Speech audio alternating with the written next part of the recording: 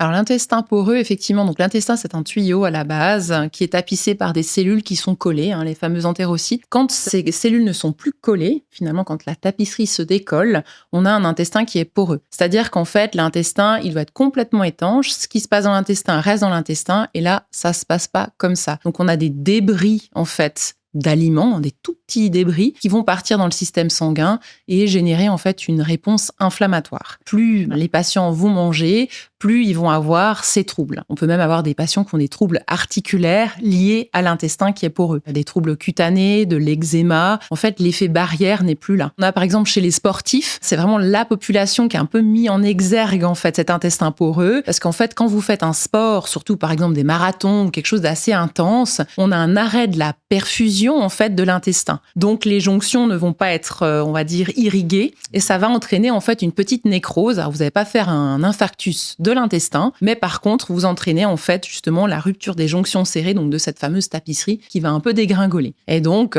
chez les sportifs il y avait des tendinites, ils avaient aussi des soucis de transit, ils allaient des fois courir derrière les buissons pour aller faire leurs besoins parce que l'intestin ne joue plus le rôle de barrière et puis vous absorbez plus les vitamines, les minéraux qui sont absorbés dans l'intestin. Donc c'est un rôle qui est assez majeur et ça crée ce qu'on appelle une inflammation de bas grade. Ça se voit pas que vous êtes inflammé, vous n'êtes pas tout rouge, tout gonflé, mais simplement à l'intérieur du corps, il y a plein de choses qui ne se font pas correctement. Le corps est un peu en feu, quelque part.